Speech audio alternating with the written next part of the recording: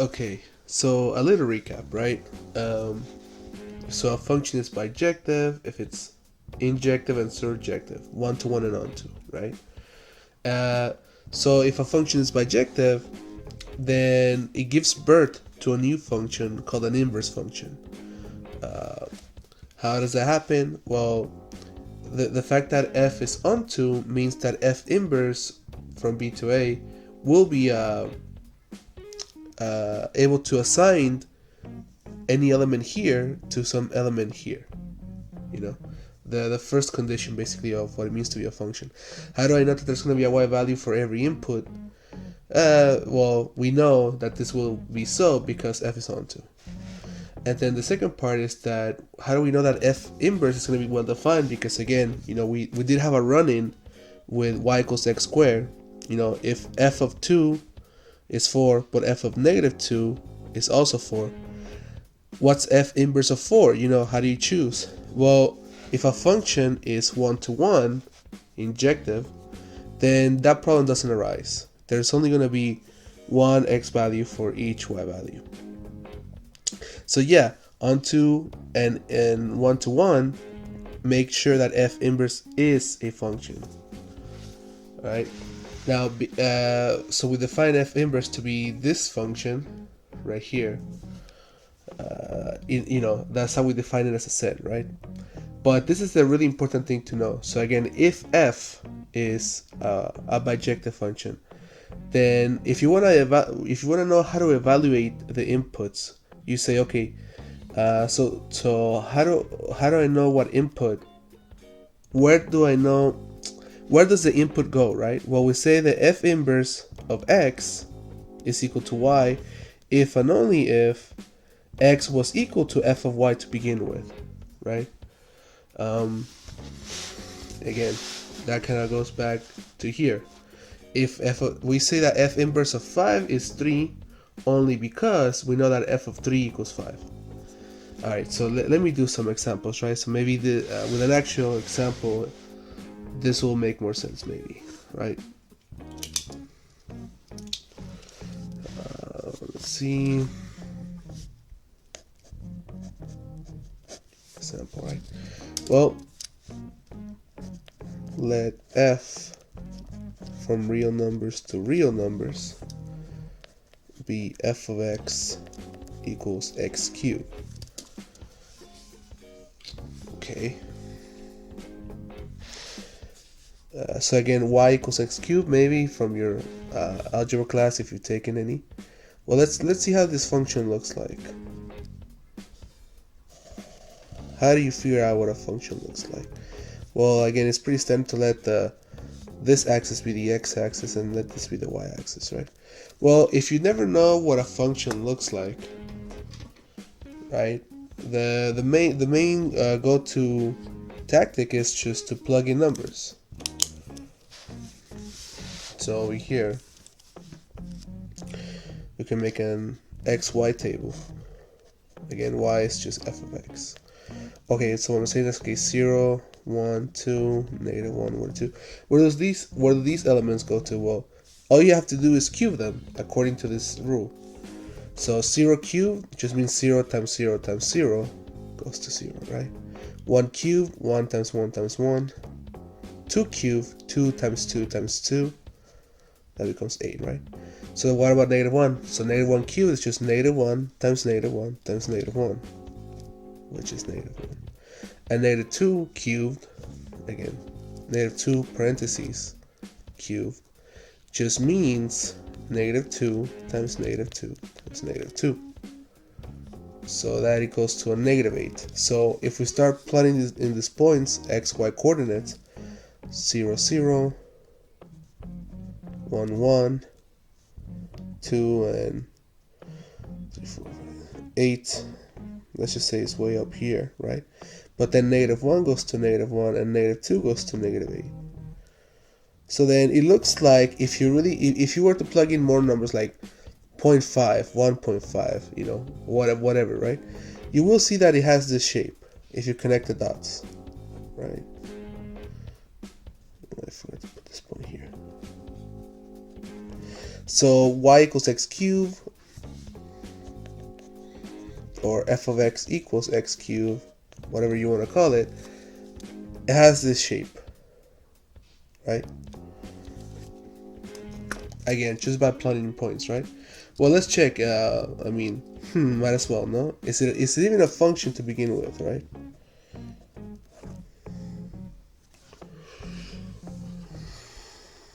Is f a function? Question mark. Well, does every x value in the domain go somewhere, right? Does every x value go somewhere? Well, yeah, I mean, again, that's like 0.5 goes to something, right? Well, 0.5, so 1/2 times 1/2 times 1/2 will be 1/8. And so if you trace this point 1/2, the y value to here will be 1/8. Yeah, I mean, as you can see, everything goes to some y value, even the negatives, right? So I would say that the first thing is that does everything in the domain go somewhere? Yeah. What about the second thing? Is it well defined? Well, we said that the well defined we're gonna think of it as passing the vertical line test. So is it true that my function, you know, in blue, y equals x cubed or f of x equals x cubed, does it only touch the vertical line once at all points, right? Yeah, it only touches it once, touches it once, touches it once, touches it once. So yeah, the fact that it touches a vertical line only once the entire time, you know, the entire time you shift the vertical line left to right, it means that yeah, it is a function and it is well defined. Okay. Now, is it a bijective function, right? So is it one-to-one or injective? Well, so injective means that if two x values are different, then the y values are different, meaning there is no repeat of y values, you know? Well, the funny thing is that we call this also the horizontal line test. Horizontal line test. So the vertical line test, the vertical line checks if its function is well defined.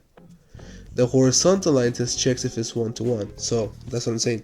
Now suppose I have this as my line. Does the line only cross the graph once at all times? It's doing it. It's doing it. It's doing it, right? So yeah, actually it is. It is one-to-one. But again, you can also do the definition that if f of a equals f of b, for example, then is it true that a equals b, right? You can also try to prove it that way. I should put 2 here. Okay, so the last thing, is it onto? Is it surjective?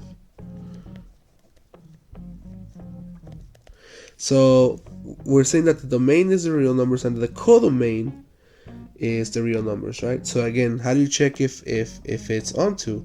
Well, does every y value in the codomain get touched by some x value? Yeah. You know, I mean, think of any real number, right?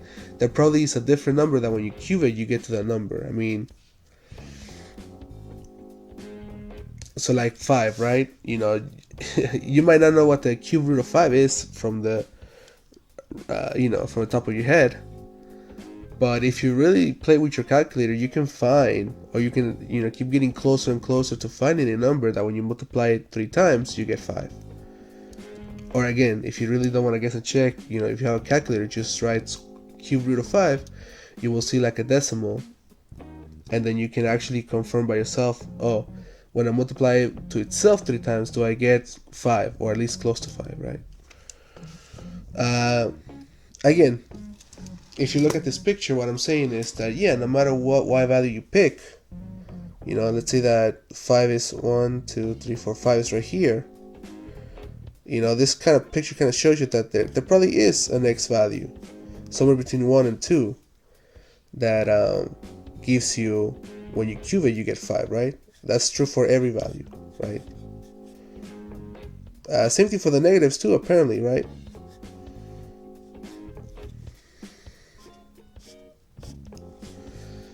So yeah, it's onto. So it is a function, it is one-to-one, and it is onto, right? So that means that it must be bijective, and therefore it has an inverse, right? Well, how do you come up with this inverse? Well, they're telling us here how to come up with it, right? The way that you come up with this inverse is that you basically kind of reverse the coordinates. So if you look back at my table xy, right, then if I made a table for my f inverse, right, all I'm going to do, I'm still going to write xy, but I'm really going to do is just reverse these numbers. So 0, 1, 2, -1, -2, and then reverse the ones that they're associated with. So 0, 1, and 8, -1, and -8. And I could very well just draw this picture right here in the same place.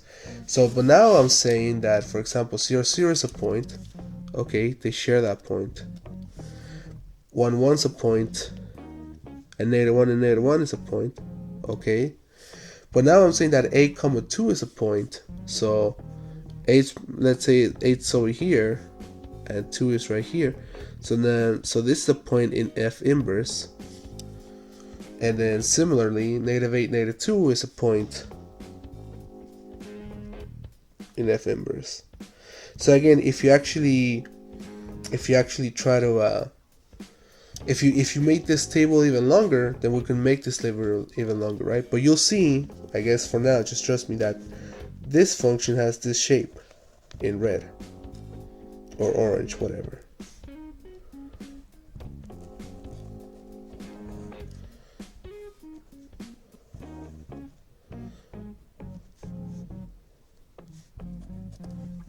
Right? So that will be our f inverse.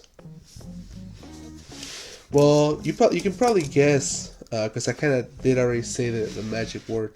You can probably guess what the inverse of x cubed is, you know? So,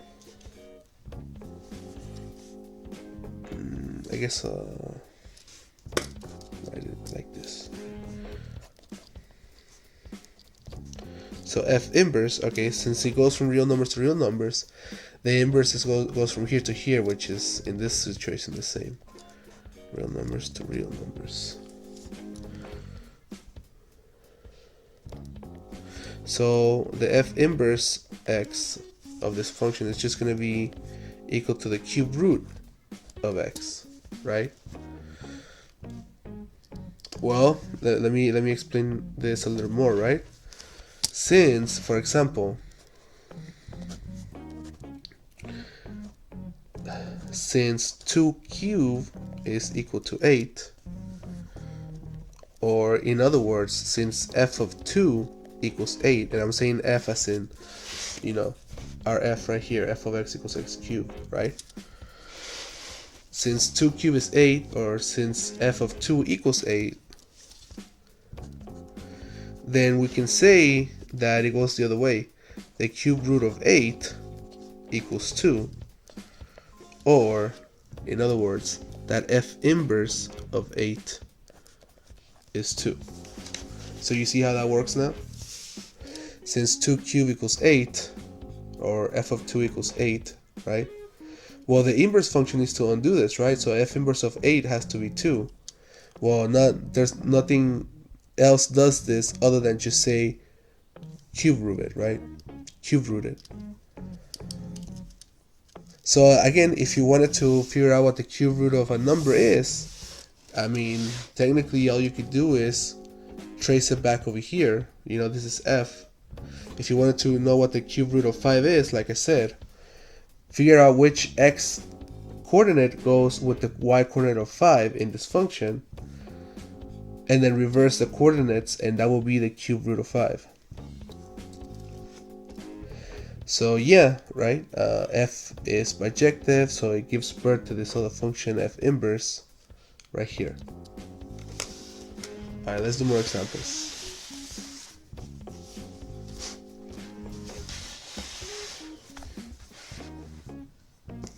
Well, I mean, I already talked about cube root, right? Why didn't I talk about square root, right? Well, let's talk about it. For example, right? Well, I'm going to talk about the, let's say, square root a lot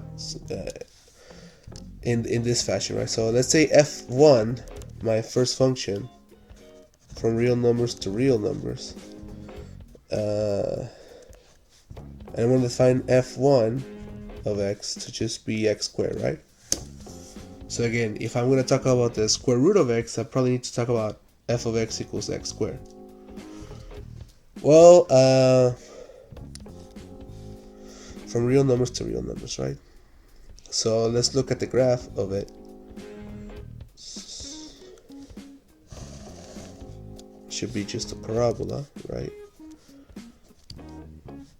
Again, you can plot in points, right? But it's gonna more or less have this shape. So what do you notice about this function, right? So, one, is it a function? Yeah, we talked about it. It is a function, right? Is it one-to-one? Is it injective? Well, no. Right? If you try the horizontal line test, it fails it. It actually fails it all the time, except for maybe at 0, right? Horizontal line means that it should the graph should only be crossing the horizontal line only once, and it crosses it all the time. So it's injective? No, it's not injective, right? Is it onto? Surjective.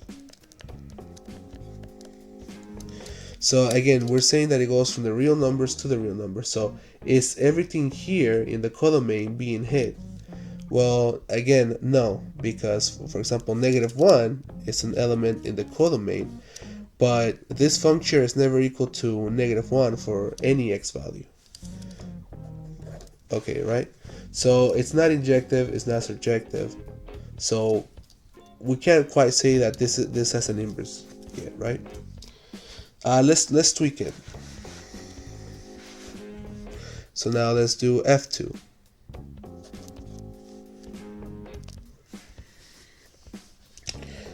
Suppose I'm going from 0 to infinity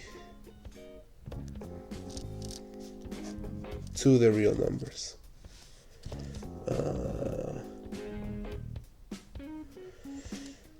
So if I'm drawing a picture of this,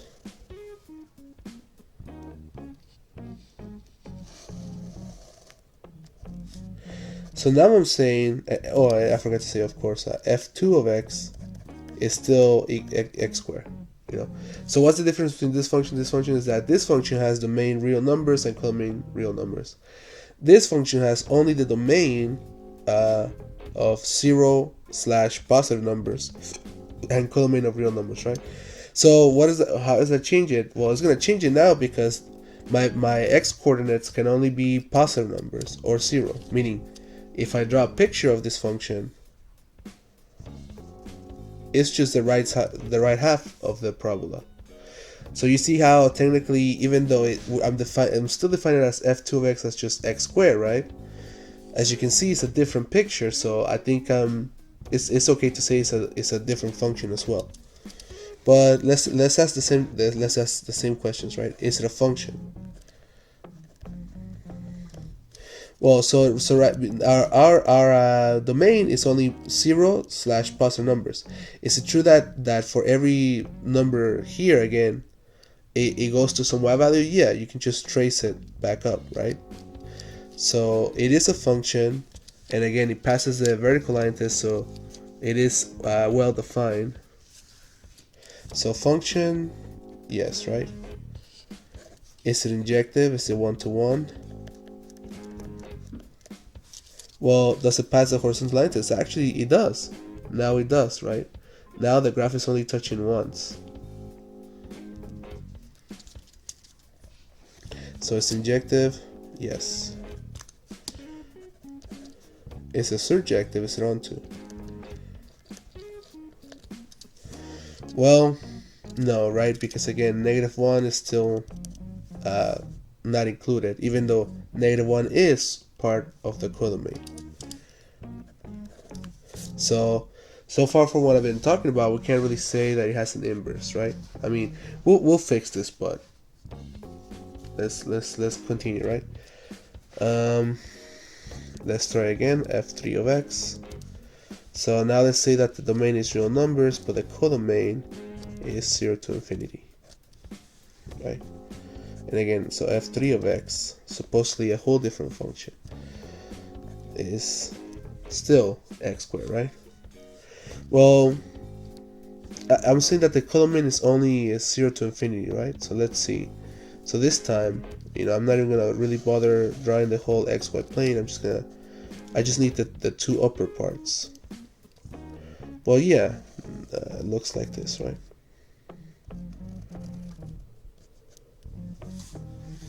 But again, my codomain is now just 0 to infinity, right?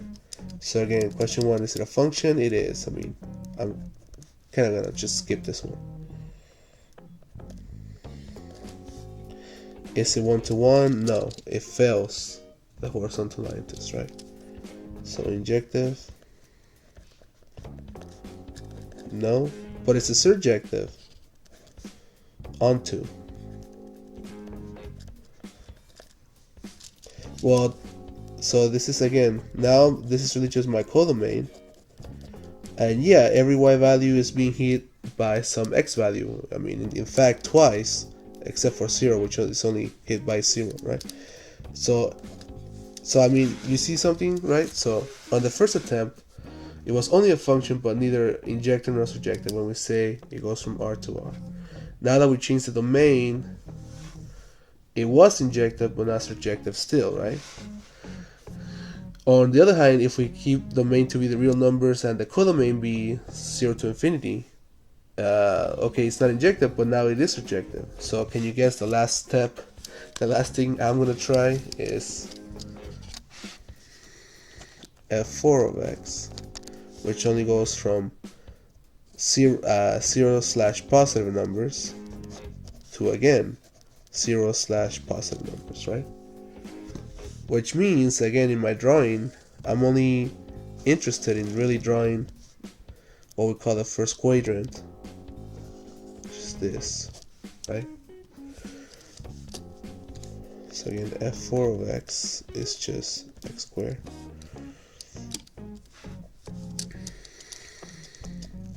So is it a function? It is.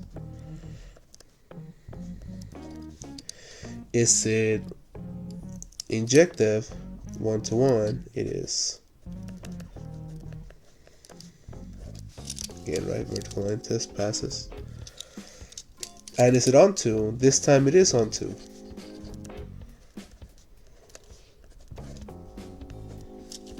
Yeah, because every element here does have some other element from the domain, which is this, that is associated with it, right? Okay, so it's finally on our fourth try, by making sure that this is the domain and codomain, that we finally have like a y equals x squared that is bijective, right? So because it's bijective, now we can try to figure out some inverse to it. Now again, I'm only working on this quadrant, right? So if I make like an xy table, again, I'm not even going to plug in negative numbers because it's not even part of the domain, right? So 0, where's 0 go? 1, 2, and 3 go, right? Might as well make 4, right? So square it, because that's the rule. 0 squared is 0, 1 squared is 1, 2 squared is 4, 3 squared is 9, and 4 squared is 16, right?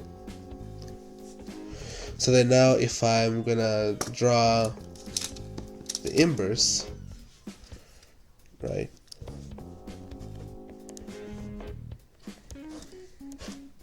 I'm supposed to just switch the coordinates, right? Well, so 0, 0 is 0, 0, right? 1, 1 is 1, 1. But then instead of writing 2, 4, I'm going to write 4, 2, 9, 3, and 16 and 4. These are my pairs, right? So say that I'm drawing it right here in the same place, right? So 1, 1,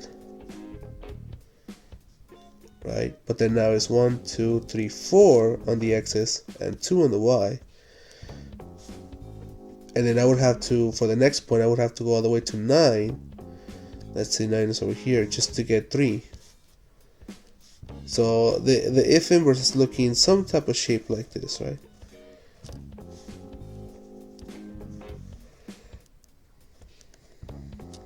Right?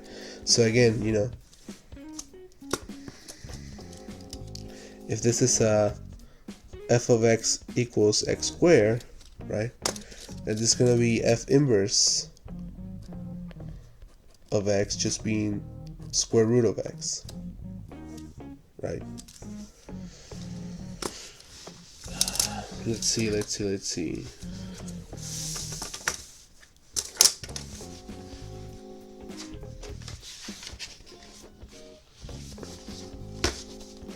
Now, maybe you notice. So here's the one thing that's like a definition, right? If you notice, right, the onto part kind of seems that okay, the onto part, all you have to do is play with the Codomain, you know.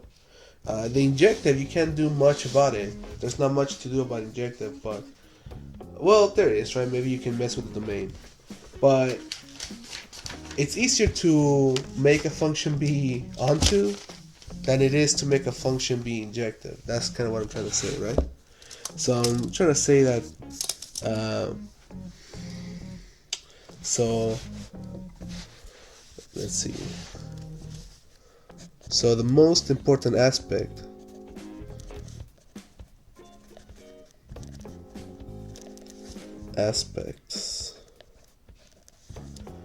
that a function f needs to have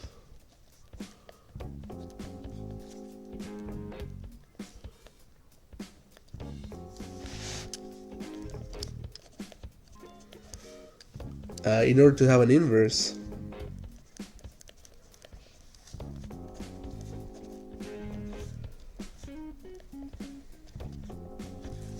is for f to be 1-to-1. Is for f to be injective.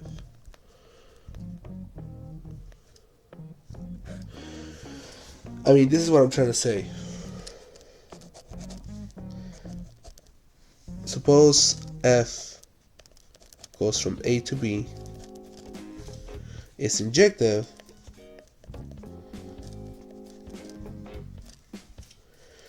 but not surjective, right? So it's 1-to-1 but not onto.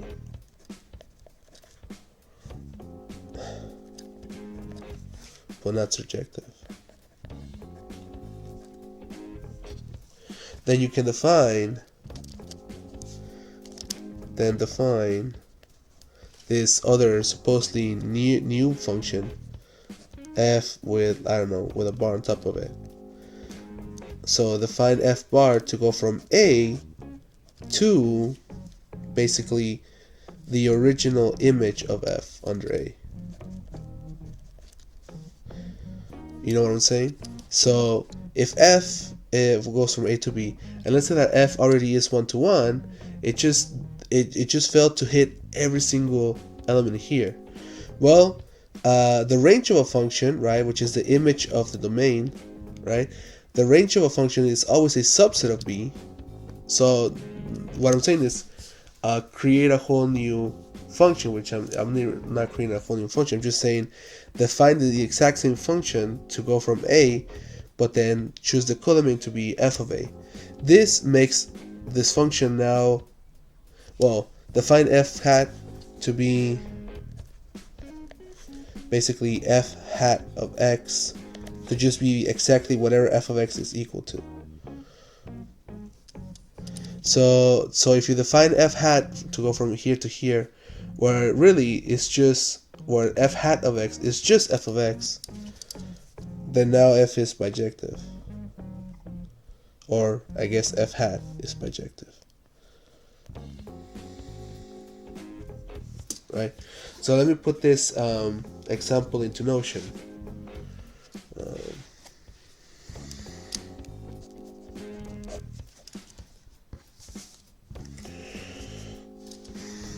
let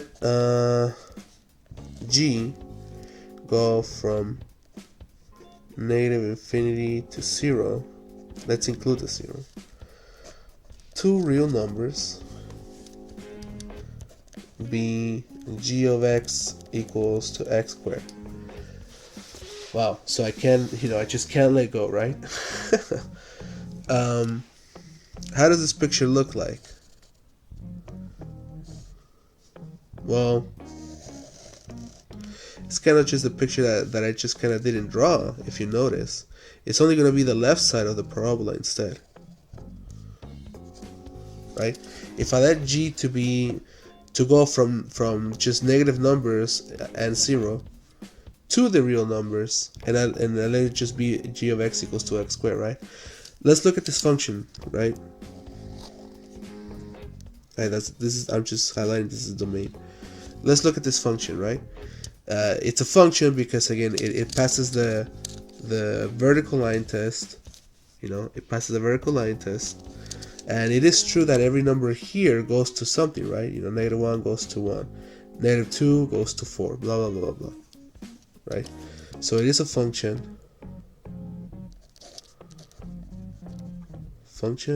Yes, right? It's a one-to-one. It's an injective. Well, now I'm asking, does it pass the horizontal line test? And it does, right?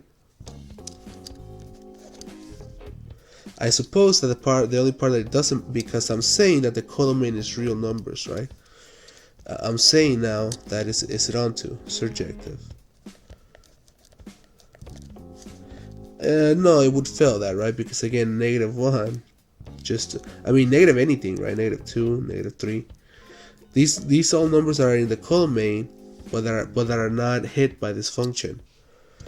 Okay, so you might be thinking, oh, well, I guess it doesn't have an inverse. Well, I'm saying, don't let that stop you. Then just call it now. So then come up with a g hat, and again the domain is the same. But what's the range? Notice that the range of this function was just also 0 to infinity, right? So I'm going to say now that g hat is just a function that goes from infinity to 0, and it goes to 0 positive infinity. Again, this, right? And again, I'm just saying that g hat of x is just the same thing, g of x squared. But then now if I do the test here, g hat is a function, it is injective, and now because I adjusted the Codomain, it will be surjective, right? So then this function right here that you're looking at is meant to have an inverse.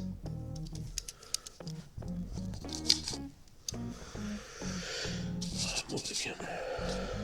You see what I'm saying? So this g hat has an inverse.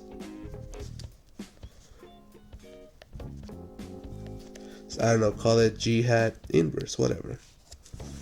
I mean, you make the rules, really. Well, let's see how it would look, right? So xy, and this is for my g or g hat, really doesn't matter, right?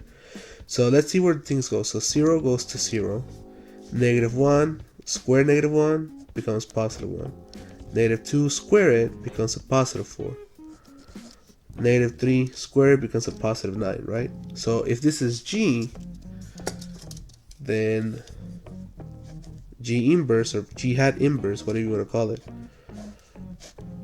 all I have to do is reverse these numbers, right? So 0 0 0 0, negative 1 1, so now it's 1 and negative 1, negative 2 4, so now it's 4 negative 2, negative 3 9, so now it's 9 negative 3.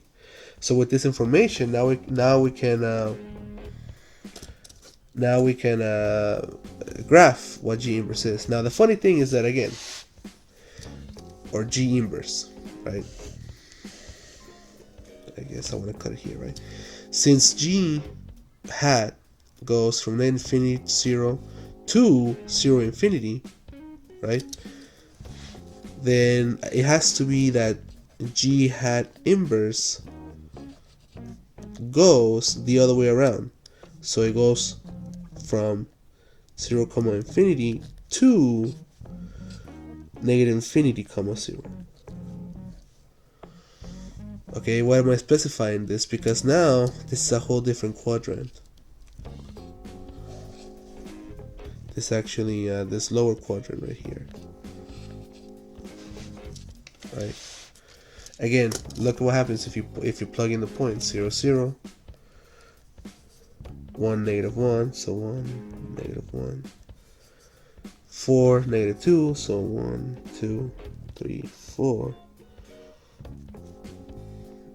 Negative 2 is right there, right? 9 negative 3, so way over here. Let's say 9 is over here, negative 3 is over here.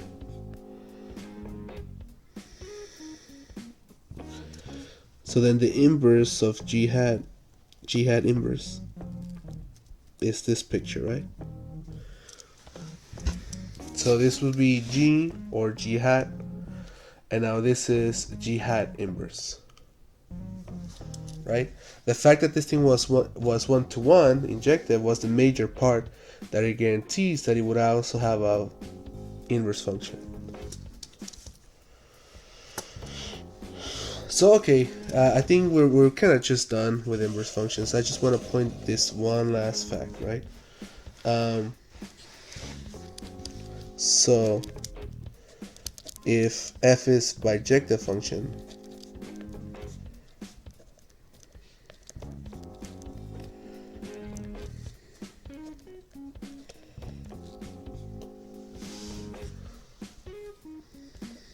then all these following things are going to be true, right? Well, again, it's kind of a recap, right? If f is a bijective function, well, it means that it's a function, right, to begin with, right? So it means that, I guess I should have said f goes from a to b, right? So if f is a bijective function from a to b, well, it is a function, so it means that for every a in a, there exists a b in b such that f of a equals b, right? And then the other thing is that it's well defined, so that if a1 equals a2, then f of a1 equals f of a2, right? These two means that f is a function, right? So if f is a bijective function, it has this ability and this ability, right? But then it also has the fact that it's injective, meaning kind of like the reverse of this. If f of a1 equals f of a2, then a1 has to be equal to a2, right? This means injective. And then surjective, as you can kind of see, is kind of very similar to this. It's the other way around. If f goes from a to b, and I'm saying that f is surjective, we're onto it, means that for every b in b, there exists an a in a such that b equals f of a, right? So this is for every a in it, there's a b such that f of a equals b, but this means that for every b in b, there's some a in a so that b equals f of a. It looks like they're saying the same thing, but of course, you know, if you know that not every function is bijective, then you have to assume that this statement is not the same as this, and this statement is not the same as that, although they might look similar, right? Okay, so if f is bijective, it has all these properties, but then what does that mean about f inverse? Then f inverse, which goes from b to a, is supposed to have the following properties, right?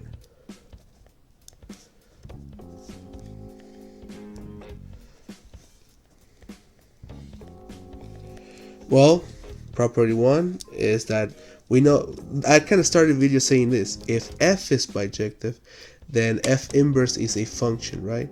I want to go further than that.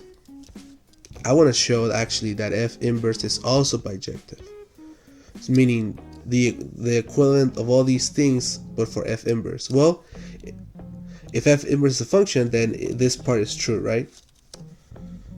For every b in B, there exists an A in A such that f inverse of B equals A, right? That's what it means to be a function, that everything in the main goes to something in the Codomain, right?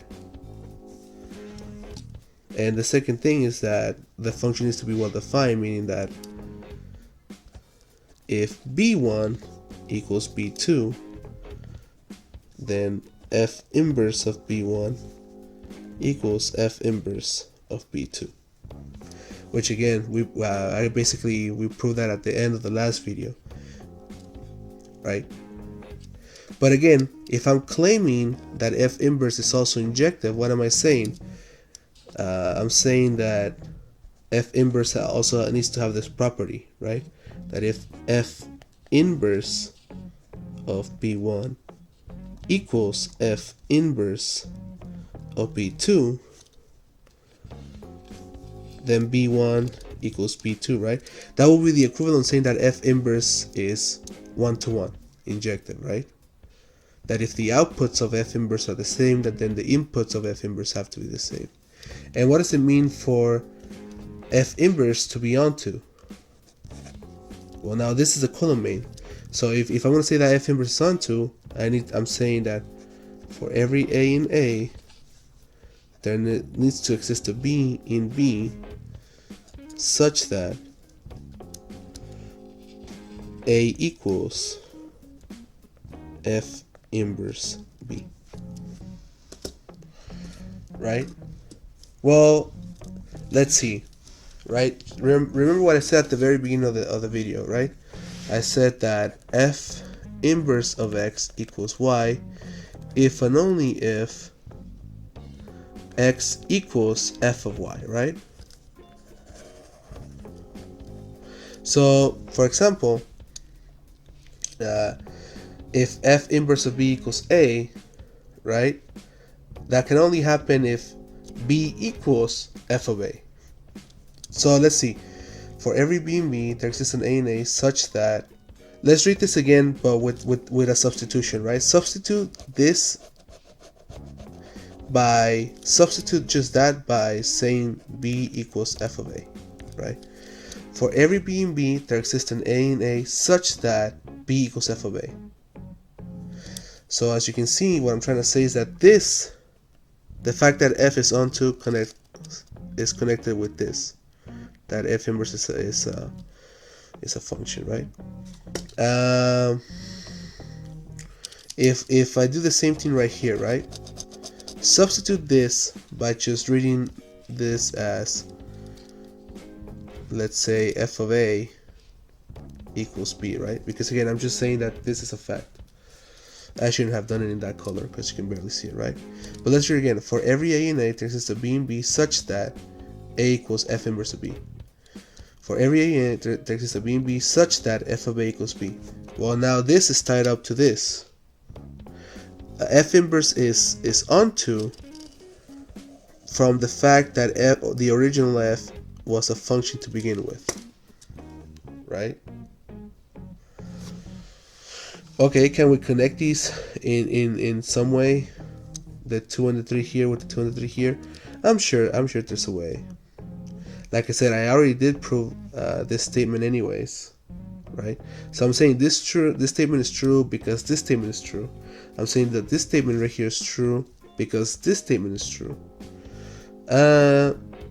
Again, I'm kind of double checking. Can I use these two to prove that these two are connected?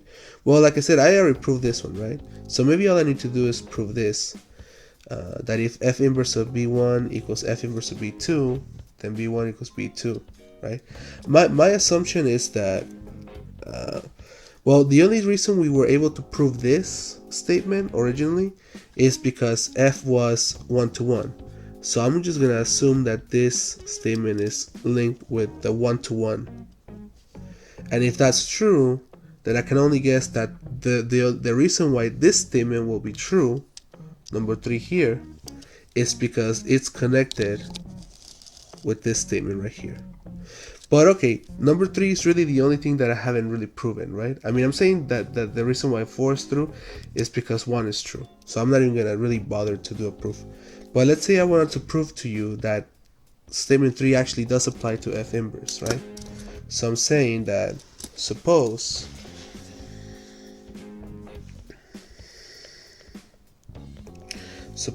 F inverse of B1 equals F inverse of B2, right? And I'm going to prove to you that this will imply that B1 equals B2 with the assumption that the original F is already bijective. Well, I wonder if I even need to do that. I mean, so F inverse B1 equals F inverse B2, right? Okay, it's equal to, let's say, a number, right? So let's call it just little a. So I'm saying that F inverse of B1 is some number a, that it just so happens that F inverse of B2 is also equal to that, right? Okay, so now I'm going to use this again, this really important fact. F inverse of x equals y if and only if x itself equals f of y. So if I'm saying that F inverse of B1 equals a, then I'm really saying that f of a equals B1. Similarly, if I'm saying that a equals F inverse of B2, I'm really saying that f of a equals B2. Okay, so f of a equals B1 and f of a equals B2. Now, if you don't feel like I'm basically done with this proof, let me put it this way. If f of a equals B1, then you have to agree that a comma B1 is an element of the function f. And if f of a equals B2, then that means that a comma B2 is also an element in f, right? So we have two coordinates, a comma B1, that's an f, and a comma B2, that's an f.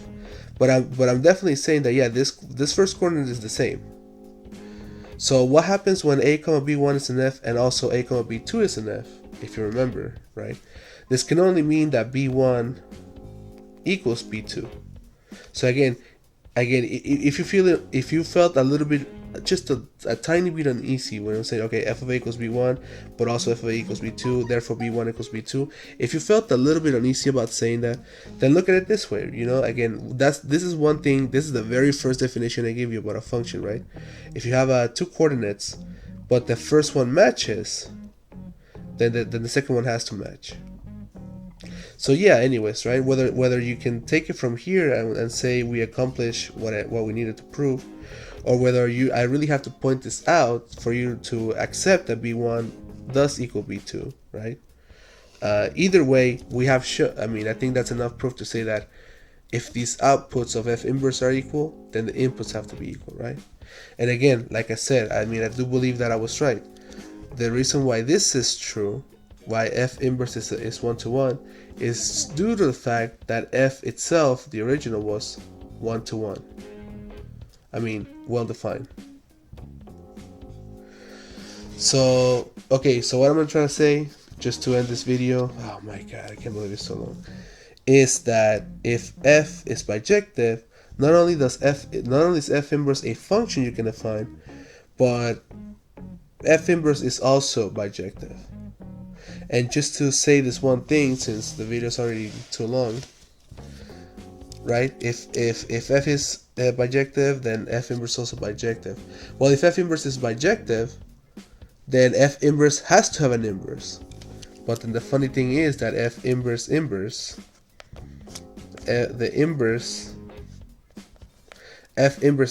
is just the original f of x. Last thing I will mention is that I just don't have time to prove it, right? Is that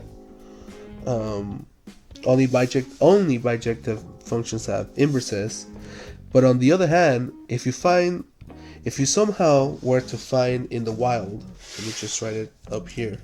Suppose that you found a function g and a function h, you know, and you notice that when you do g of h of x, which I haven't even implied what that is, but also, so I'm saying, suppose you apply h to some number x, but then after you applied h, you apply g to it, and the result is just the original x, right? If you do that, and at the same time it turns out that when you have x, you apply g to it first, and then you apply h, and again you end up with the original number that you did get, right? That you started with. I mean, this implies that g and h are inverses of each other.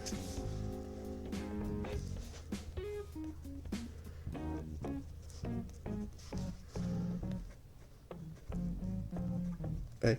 And as you can imagine with inverses, is that inverses are like unique, you know? It's like when we prove negative a is a, it's because you're saying that the additive inverse of the additive inverse of a is just itself, you know? Technically it's the same thing for the multiplicative inverse. The multiplicative inverse of a number, and then the multiplicative inverse of the multiplicative inverse of a is going to go back to being a, you know?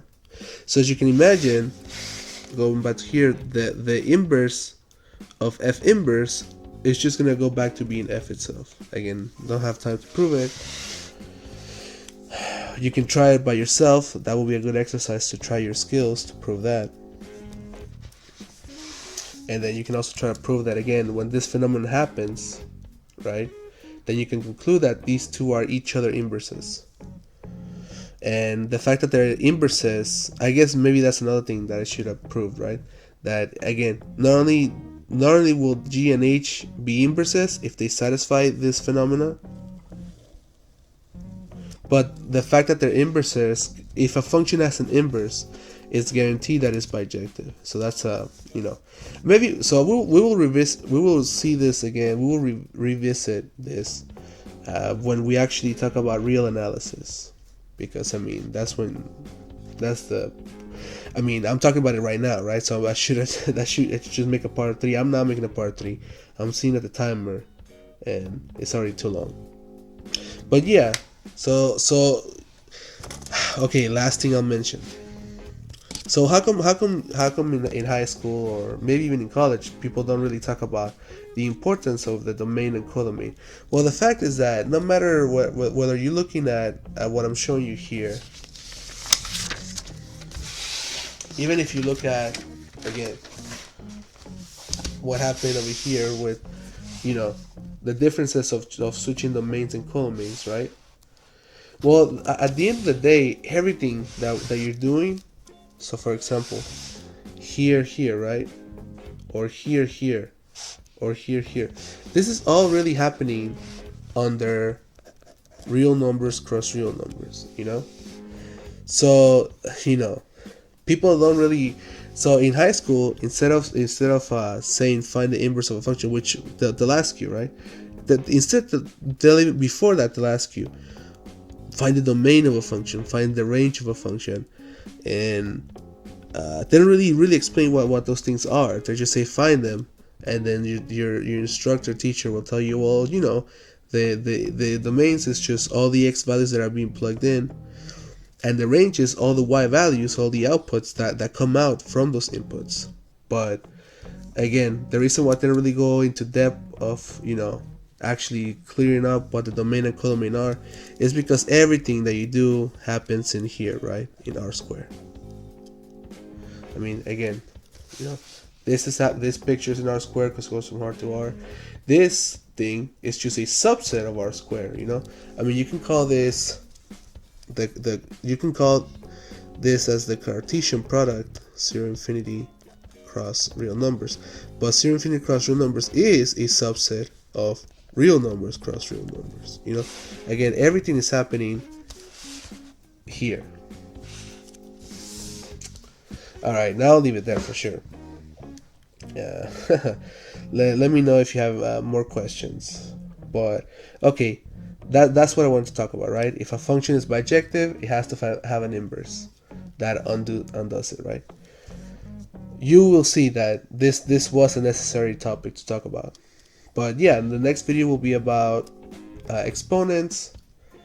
For the first video, for part 1 of that video, you don't really need the functions, but it's probably going to be for the part 2 of that video, where it makes sense. It's gonna make sense why I had to go through this detour.